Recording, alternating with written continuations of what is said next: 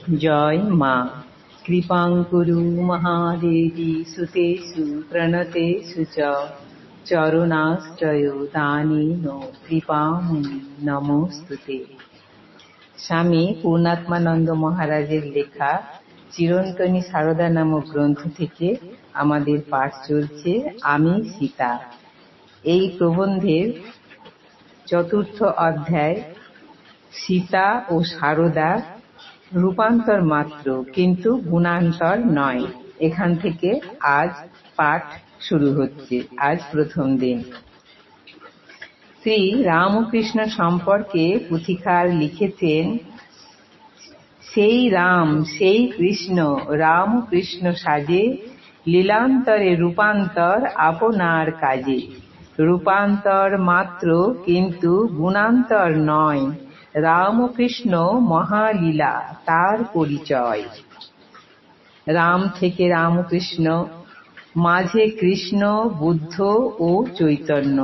শুধু রূপের পরিবর্তন, শুধু দেহ থেকে দেহান্তর, কিন্তু গুণের অর্থাৎ জীবন ও চরিত্রের কোনো পরিবর্তন নেই।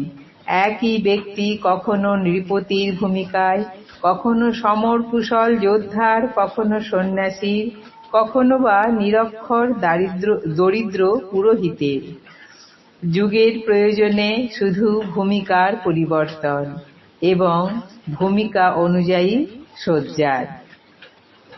গুণের দিক দিয়ে তারা সকলেই একই ধাতুতে গড়া। চরিত্রের ঐশ্বর্যে তাঁদের মধ্যে কোনো ভিন্নতা নেই। একই গুণাবলী সমভাবে তাঁদের মধ্যে বিরাজিত।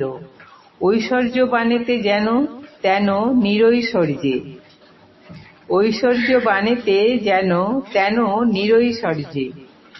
ত্যাগ, সত্যনিষ্ঠা, সাহস, প্রেম, পবিত্রতা ও প্রজ্ঞার তারা প্রত্যেকেই পরাকাষ্ঠা। যেমন অবতারের ক্ষেত্রে, তেমনি অবতার সঙ্গিনীদের ক্ষেত্রেও ওই একই ধারা। সীতা, রাধা, যশোধরা, বিষ্ণুপ্রিয়া ও সারদা প্রত্যেকেই যেন পরস্পরের অবিকল প্রতিরূপ। এদের সকলের জীবন ও চরিত্র যেন একই সুরে বাঁধা। ত্যাগ ও তিতিক্ষার তারা জীবন্ত প্রতিমা। প্রিয়তমের প্রতি আত্মনিবেদনের তারা জ্বলন্ত প্রতিমূর্তি। তবে বর্তমান প্রবন্ধের প্রয়োজনে সীতা ও সারদার মধ্যে এই আলোচনা সীমাবদ্ধ। সীতার তিতিক্ষা, সহিষ্ণুতা, পবিত্রতা ও পতিপরায়ণতা ভারতবর্ষের কোটি কোটি হিন্দু নরনারীর কাছে শরণাতীত কাল থেকে কিংবদন্তিতে পরিণত হয়েছে। তিনি এই গুণগুলির প্রতীক স্বরূপা। আধুনিক কালে ভারতবর্ষ তার চিরগৌরবের সেই সনাতনী নারী মূর্তিকে সারদার মধ্যে পুনর্বার প্রত্যক্ষ করেছে। শ্রীমার আকৃতির মধ্যেও বোধহয় ভারতবাসীর কল্পনায় আঁকা সীতার আকৃতির সাদৃশ্য ছিল। শ্রীরামকৃষ্ণের স্ত্রী ভক্তদের মধ্যে অন্যতম এবং শ্রীমার জয়া উচ্চকোটির আধ্যাত্ম সেবিকা যোগিনমার উক্তি থেকে তা জানা যায়। যোগিনমা বলতেন, মা সে সময় দক্ষিণেশ্বরে নবতে সীতা ঠাকুরুনের মতো থাকতেন।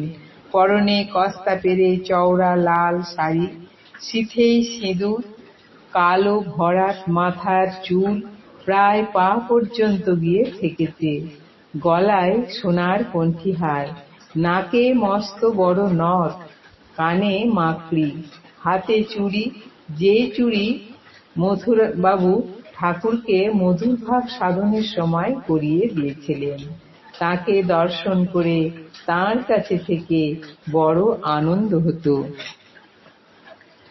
বাল্মীকির সীতা স্বয়ংবরা হয়েছিলেন, সারদাও তাই।